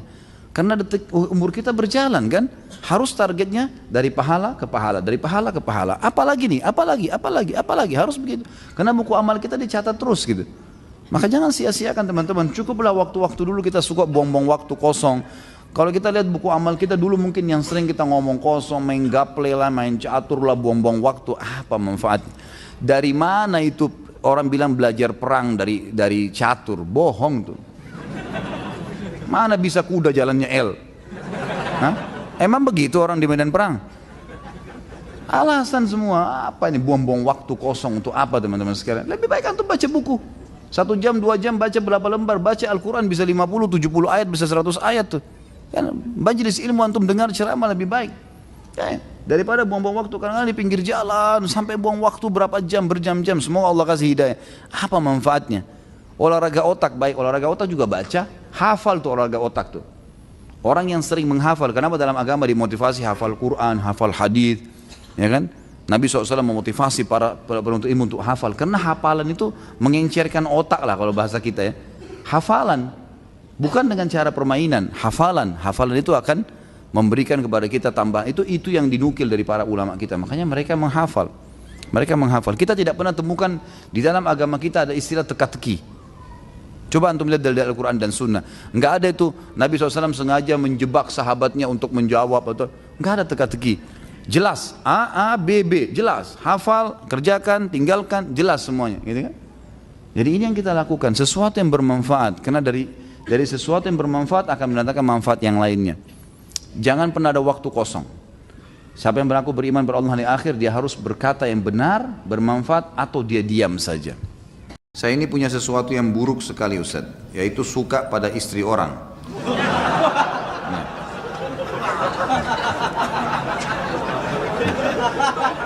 Antum yang kasih ana nih. Baik. Suka sama istri orang, bahkan teman. Saya terus coba lawan hal buruk itu, tapi selalu ada godaan. Terakhir ini, baru-baru ini teman SMA saya yang sudah 15 tahun tidak ketemu. Bagaimana ya Ustaz? Kajian rutin Riyadhus Shalihin itu setiap apa saja, ya. Tentu saja antum harus lawan, akhi. Nggak boleh, harus diperbaikin, gitu kan? Tidak ada dalam Islam poliandri, lawan dari poligami ya. Poliandri itu berarti seorang perempuan punya 2 orang suami. Dalam arti kata, kalau suami tidak boleh, apalagi laki-laki yang bukan suami. Suami kan halal berhubungan ya, tapi dilarang, haram poliandri. Perempuan punya 2 orang laki-laki. Karena ada hadis Nabi SAW yang berbunyi, tidak boleh, diharamkan salah seorang di antara kalian itu menimpahkan sperma ya, di atas sperma saudaranya. Karena ada suaminya, nggak boleh sama sekali. Ini penyakit teman-teman sekalian. Jadi yang mengalami ini harus betul-betul meninggalkan. Taubat nasuha kepada Allah SWT, sujud kepada Allah, betul-betul minta agar diselamatkan. Dan saran saya, kalau belum menikah maka segera menikah. Karena memang syaitan mengetahui kelemahan antum di situ. Gitu kan? Maka ini harus dihindari, ya harus dihindari. Segera dilawan, tidak boleh dibiarkan sama sekali. Jadi kalau bertanya bagaimana, maka cara saya tadi adalah taubat nasuha kepada Allah SWT, lalu segera menikah kalau belum menikah. Kalau sudah menikah, maka lampiaskan semua cinta, kata-kata sayang, apalah, tatapan mata, cumbuan, semua pada pasangan halal kita. Karena biar bagaimana teman-teman sekalian, kalau terlampiaskan, sudah tumpahkan sperma kalau laki-laki, di rahim perempuan istri kita, maka redam itu. Beda dengan kalau tidak berhubungan sama sekali. Makanya ulama membahas peka sekali dalam bab zina. Zina itu akan dibuka oleh syaitan pada saat memang seseorang itu diupayakan bertengkar dengan pasangannya sehingga tidak berhubungan biologis. Di situ terbuka pintu zina.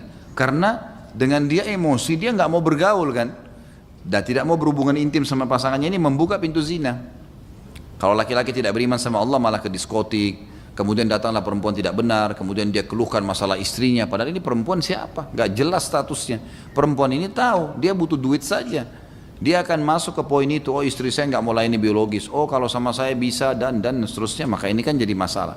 Ternyata setelah menikah dengan pelacur itu pun tidak ada kebahagiaan, banyak terjadi begitu. Yang jadi masalah ternyata dia mau kembali sama istrinya sudah tidak mau. Ini jadi masalah baru. Syaitan memang suka mengacaukan kehidupan manusia seperti itu. Maka jangan dibuka pintu ini. Lampiaskan dengan pasangan yang halal itu maksimal, semaksimal mungkin itu akan teredam. Redam. Karena biar bagaimana kita kalau sudah kenyang, makan secara rasional, ada makanan apapun depan mata kita, itu sulit sekali kita untuk makan lagi, apalagi kalau sudah kenyang. Maksimal itu cuma mencicipi saja, maksimal. Mungkin orang melihat, sebatas itu. Kalau punya keimanan tentu insya Allah akan aman. Allahu alam. Jadi saran saya taubat akhi. Ini mau menjelang Ramadan, taubat nasuha, dan ini adalah penyakit yang harus kita tinggalkan. Hukum menerima one tip adalah haram. Berikan penjelasannya Ustaz. Ini seperti saya lagi ujian. Dan bagaimana bila uang tip tersebut kita ambil terus kita sedekahkan ke teman kita atau kita berikan makan untuk kita berikan kepada orang miskin. Perhatikan ya, tip itu sesuatu yang dikasih sukarela itu baru halal. Tapi kalau anda bahasakan tip ini hasil muka masam atau berusaha untuk membuat orang takut akhirnya orang bayar, haram, nggak boleh. Dengan haram itu. Kalau orang kasih memang karena kita jasa, lagi kerja di rumah makan, kerja di satu tempat, parkir, kemudian dikasih dari dia sukarela itu halal. Boleh dibeli makanan, boleh ditransaksi halal. Karena itu sedekah dari orang. Tapi kalau dengan cara paksa nggak boleh. Khalid semoga tidak tersinggung. Istri saya sudah tertarik dengan pengajian Ustadz Khalid. Namun karena Ustadz Khalid poligami, istri saya jadi tidak mau lagi ikut pengajian Ustadz. Sampai saya sendiri jika mengikuti pengajian Ustadz Khalid sepertinya istri saya agak keberatan. Bagaimana cara mendakwahkannya? Hal ini terjadi waktu saya mengikuti pengajian A'agim dulu. Mohon penjelasannya. Sejelas-jelasnya Ustadz. Ini penutup ya. Sebenarnya saya dalam berdakwah, teman-teman sekalian, yang saya sampaikan ini bukan perkataan saya. Ya. Apa yang sedang saya sampaikan? Hukum dari saya? Ini teman-teman duduk di sini di pengajian. Ini untuk mendengarkan saya pribadi atau ilmu agama yang sedang saya sampaikan. Ilmu agamanya, bukan karena saya berbicara. Yang menyuruh poligami siapa? Allah Subhanahu wa taala. Saya melakukan juga, saya sebagai praktisi karena perintah Nabi SAW. Berapa kali istri saya tanyakan, kenapa kak poligami? Karena perintah Nabi. Saya katakan begitu. Dan saya selalu mendakwahi dia, mendakwahi istri saya supaya bisa menerima hukum Allah SWT ini, sambil saya doakan semoga hati mereka terbuka. Dan saya melakukan itu. Kalau masalah kasus saya menyampaikan hukum Allah lalu istri anda tidak mau dengar, tidak mau lagi datang pengajian saya, silahkan. Terbuka sekali pintu. Masih banyak selain dia insya Allah yang mau hadir. Gitu kan? Ya, saya tidak pernah terganggu dengan 1, 2 orang, 10 orang yang berhenti ikut pengajian. Karena saya menyampaikan bukan hukum saya, hukum Allah Subhanahu wa ta'ala. Kalau dia mau benar, dia ikutin pengajian, tidak ada hubungannya. Masalah dia belum bisa menerimanya, dia berdoa kepada Allah SWT. Karena ilmunya masih kurang, gitu kan? Nggak mungkin karena hawa nafsu dia atau kemauan dia lalu kemudian hukum Allah kita tolak. Nggak mungkin itu, kan gitu. Tidak mungkin, mustahil. Siapapun dai yang takut kepada Allah, lalu karena dia tidak mau poligami lalu dia mengatakan jangan poligami jemaah, nggak bisa. Allah Subhanahu wa ta'ala yang perintahkan, walaupun dia belum mengerjakannya, dia harus menyampaikannya, hukum Allah Subhanahu wa ta'ala. Itu kan? Kalau masalah dia tidak mau hadir, silahkan, ahlan wa sahlan. Mau hadir, alhamdulillah. Yang penting saya menyampaikan ilmu Allah Subhanahu wa ta'ala. Dan saya doakan, mudah-mudahan Allah membuka hatinya. Biasanya justru orang yang kritis nanti malah dia yang hebat menerima itu. Ya. Biasanya begitu. Ya, mudah-mudahan insya Allah, gitu kan? Seperti itulah. Kalau antum mau hadir pengajian yang antum hadiri itu bukan istri yang mengatur. Kenapa harus diatur sama istri? Majelis ilmu antum wajib hadirin. Kalau istri nggak suka terus kita nggak hadir, nggak ada hubungannya. Kan itu. Harus ar-rijalu qawwamuna 'alan nisa. Laki-laki yang menentukan perempuan. Kalau perlu kamu harus hadir ke pengajian ini. Kita yang tentukan, bukan dia yang tentukan, kok terbalik nih. Kan itu. Harus perempuan dipimpin oleh laki-laki, bukan perempuan yang pimpin laki-laki. Jangan dibalik. Kalau dibalik jadi kacau semua nih nanti. Sudah hukum Allah begitu teman-teman sekalian. Dan dengan dipimpinnya perempuan bukan berarti perempuan terhina. Justru perempuan dengan fitrahnya butuh dilindungi dan dipimpin. Memang gak bisa jadi pemimpin. Memang gak bisa, fitrahnya begitu. Laki-laki Allah siapkan dengan sifatnya, karakternya, fisiknya, suaranya berbeda. Memang untuk nagih utang, antar jenazah, perang di jalan Allah. Emang itu dia pemimpin. Perempuan dengan lembutnya, dengan air matanya, dengan hamilnya, memang untuk di rumah dipimpin, dinaungin, dilindungin. Jangan orang yang memang sering sedih, manja di rumah, orang yang memang urus anak, kemudian kita suruh memimpin di luar, nggak bisa, nggak ketemu. Kan itu. Jadi harusnya majelis ilmu yang antum hadir kapan antum mau. Dan jelaskan sama dia gitu kan. Masalah kita belum bisa menerima hukum Allah satu, jangan membencinya. Membenci hukum Allah berarti membenci Allah sebagai penerima hukum. Saya dan siapapun teman-teman dai akan menyampaikan yang benar kalau dia takut kepada Allah Subhanahu wa taala. Allahu alam. Mudah-mudahan Allah membukakan hati-hati setiap orang muslim untuk bisa menerima hukum-hukum Allah Subhanahu wa taala. Dan ingat teman-teman sekalian, majelis ilmu gunanya untuk mengubah kita menjadi lebih baik. Kalau memang kita tidak bisa berubah menjadi lebih baik, maka tidak usah hadiri majelis ilmu, gitu kan? Ilmu tujuannya untuk menambah ilmu kita, mengubah kita menjadi lebih baik, lebih patuh kepada Allah. Dan dunia ini sebentar, kita akan lalui menuju akhirat. Semua orang yang menolak hukum Allah di dunia, wallah, demi Allah teman-teman, menyesal di akhirat. Menyesal. Oh coba dulu saya terima, udah nggak bisa, udah meninggal. Allah yang terapkan, tidak mungkin salah hukum Allah SWT. Kita yang harus bisa adaptasi. Kenapa Allah buat Ramadan sebulan ya? Allah maunya begitu, patuh. Kenapa nggak sehari aja Ramadan ya? Allah maunya begitu. Kenapa asar 4 rakaat ya, duhur 4 rakaat? Kenapa nggak digabung aja jam 2 sekali 4 rakaat? Loh Tuhan, kamu maunya begitu. Kitanya harus belajar, gitu kan? Kalau kita protes susah, nggak terima. Di akhirat rugi, di dunia juga rugi, kan gitu. Jadi harus hukum Allah diterima, pencipta. Jadi harus fahamin. Ya, masalah ini. Nah, ini masalah mertua, baik. Ustadz, anak mau curhat. 2 minggu sudah nggak ketemu Ustadz. Rasanya sudah kayak 2 tahun. Ini bener nggak ini? Ana jika pulang kantor jam 5, Ana nggak langsung pulang karena macet perjalanan ke rumah, dan Ana menunggu sholat maghrib dan isya berjamaah karena saya tidak mau tertinggal fadilah sholat berjamaah. Bahkan kalau malam Rabu seperti ini Ana datang ke kajian Ustaz Khalid di Blok M. Namun setiap pulang Ana selalu ditegur mertua. Pulang selalu malam-malam, kamu kan bukan bujang lagi, sudah punya anak. Apa yang harus saya lakukan Ustaz? Ana sudah menjelaskan alasannya pulang malam, namun mengingat saya masih tinggal bersama mertua dengan lingkungan keluarga yang belum sunnah. Apakah mertua termasuk orang tua saya juga yang bila melawannya termasuk durhaka? Tentu jangan digunakan bahasa melawan. Tetap jelaskan baik-baik gitu kan. Dan saran saya di dalam masalah rumah tangga, saya sering bahasakan ini, dan Anda boleh kembali ke ceramah saya manajemen rumah tangga Islami. Usahakan kalau bisa jangan tinggal sama mertua. Emang termasuk sama orang tua kita juga. Kalau saya tinggal sama orang tua saya, berarti istri saya akan tinggal sama mertuanya gitu kan.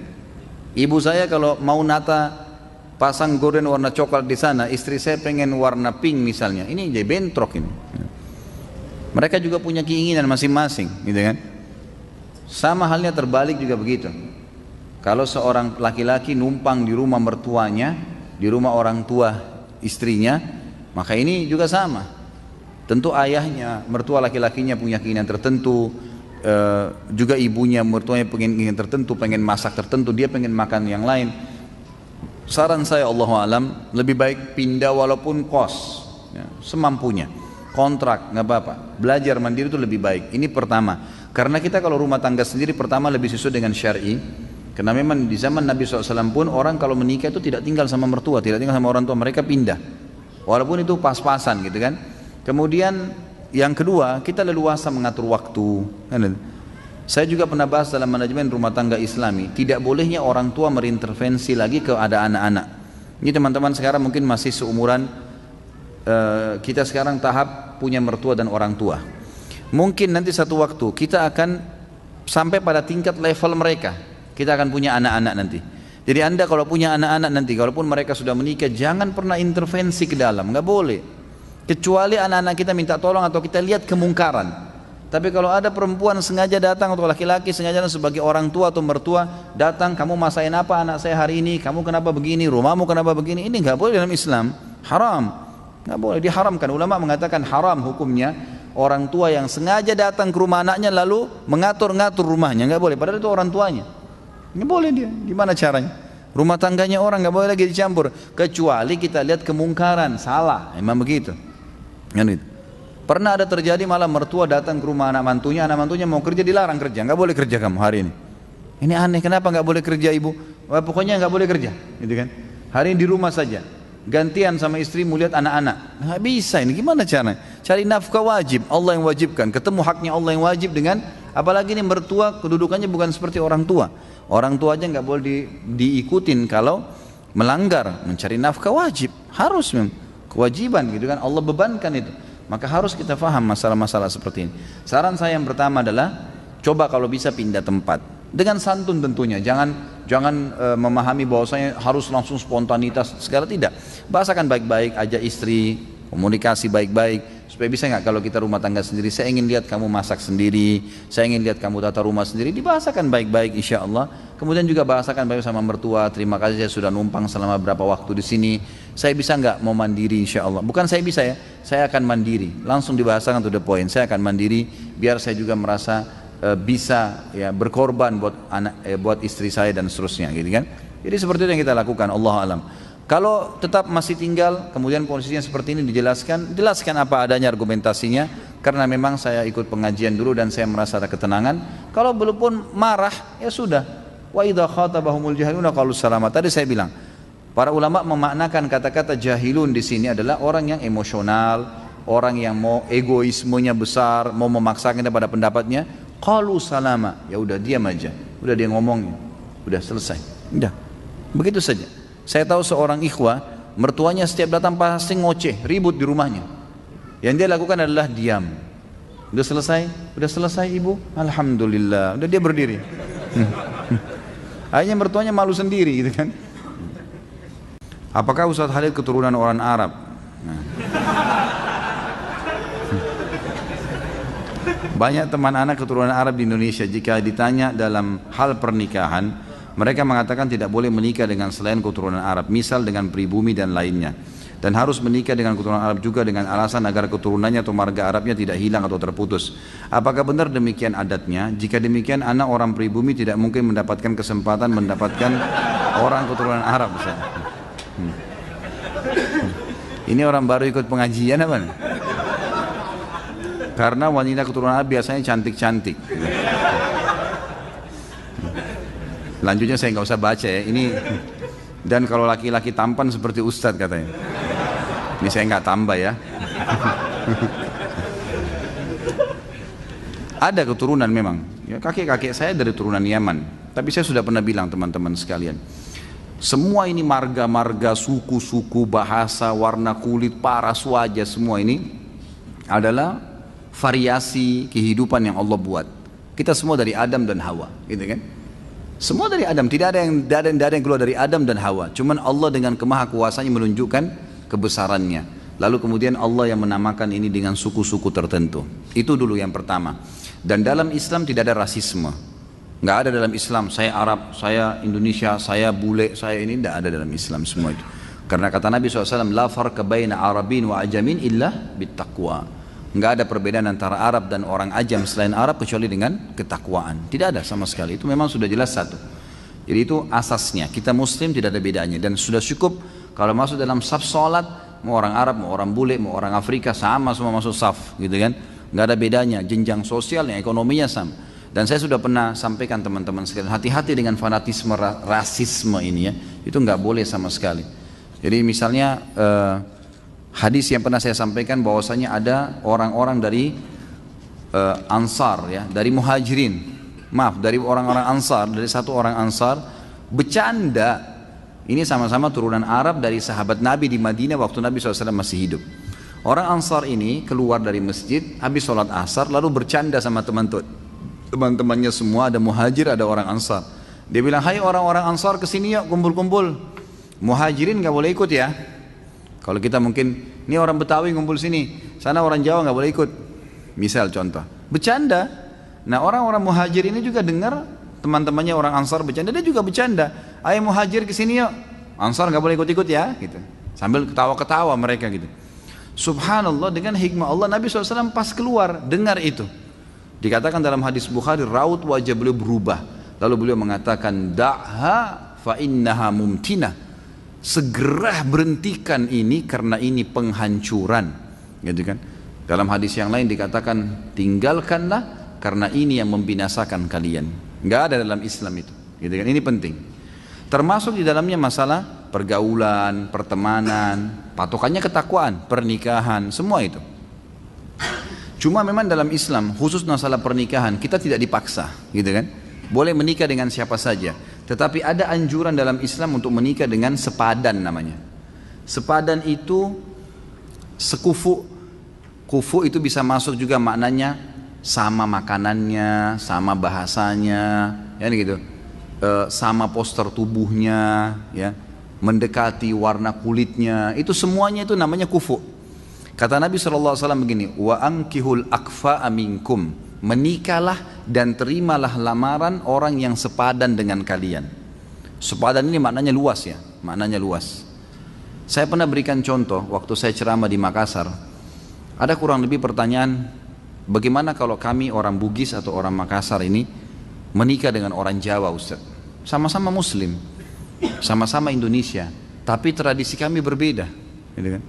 Tradisi teman-teman di Jawa lain, teman-teman di Sulawesi lain. Ini dalam Islam dibolehin enggak nih? Kalau kami nggak mau nikah sama orang Jawa, saya jawab, itu boleh dalam Islam. Kalau kita khawatir ada perselisihan yang akan terjadi, karena beda tradisi. Walaupun kita disatukan di bawah naungan Islam, tapi boleh kalau mau nikah. Boleh tidak menikah, boleh menikah. Itu hak mereka memilih. Masalah dia nanti menikah boleh, tapi ingat menikah dengan orang yang berbeda tidak sekufu dengan kita. Misal orang Indonesia nikah sama orang bule, ini hidup di alam mana, makanannya lain, cuaca biasa negaranya berbeda, kemudian kita juga terbiasa dengan makanan, terbiasa dengan pakaian dan seterusnya, lalu menikah. Bolehkah sama-sama Muslim? Boleh, tapi ingat kita harus butuh ekstra, ada ekstra adaptasi, ya, harus adaptasi dengan makanannya, dengan kebiasaan keluarganya, hal-hal yang mubah dalam Islam, maka itu harus ada adaptasi. Kalau bisa silahkan, gitu kan. Kalau tidak maka lebih aman orang yang sepadan. Tapi boleh, bukan tidak boleh. Kita lihat Nabi SAW waktu di zaman beliau itu ekspansi Islam sudah ada ya. Tapi rata-rata istri beliau dari orang-orang Arab di Madinah dan di Mekah, gitu kan. Ada Maria Kipti dari Mesir, tapi satu orang itu. Artinya boleh, bukan tidak boleh. Tetapi berarti kita harus punya ekstra. Ini kalau memang berbeda sama sekali ya. Lain kalau kayak misalnya dibahasakan tadi sama akh yang bertanya, ada turunan Arab kayak saya dan teman-teman yang lain, soalnya tinggal di Indonesia, sudah sebahasa, sudah sama-sama sama cuacanya, sama keadaannya, maka tidak ada masalah. Dan orang-orang yang fanatisme seperti ini sebenarnya tidak benar, gitu kan? Mengatakan kami turunan Arab tidak boleh nikah kecuali dengan orang Arab, itu pemahaman agama nggak benar. Bilal radhiyallahu anhu dinikahkan oleh Nabi SAW dengan Zainab, gitu kan? Salah satu wanita yang terkenal dari orang Mekah, tuan istrinya Bilal itu. Dulu bisa membeli Bilal di zaman jahiliyah. Zaid bin Haritha dinikahkan juga dengan Zainab, yang lain juga ada wanita namanya Zainab. Dua-dua wanita terkenal, orang-orang dari Muhajirin yang terkenal di Mekah. Jadi kayak istri wanita pejabat, tapi dinikahkan oleh Nabi SAW. Karena dianggap mereka akhirnya sudah kufu masuk ke Islam, sudah sama-sama tinggal di Madinah, sudah saling mengerti, nggak ada masalah. Jadi fanatisme sepertinya tidak benar, gitu kan? Tapi jangan juga kita menggunakan bahasa-bahasa yang tidak santun. Misal begini, mentang-mentang saya bukan orang Arab kamu nggak mau, itu nggak boleh ya. Mentang-mentang saya bukan orang Jawa kamu nggak mau. Jadi kita seperti menjatuhkan dia, seakan-akan harus kamu terima. Belum tentu kan gitu. Karena bisa saja kita juga nanti tidak sekufu. Nanti gini, ada orang, saya kasih contoh yang lain, ada orang sekolahnya terlalu tinggi, si laki-laki atau si perempuan, menikah dengan orang yang tidak berpendidikan misalnya. Dan ini nanti mungkin bisa masuk tapi harus ekstra adaptasi.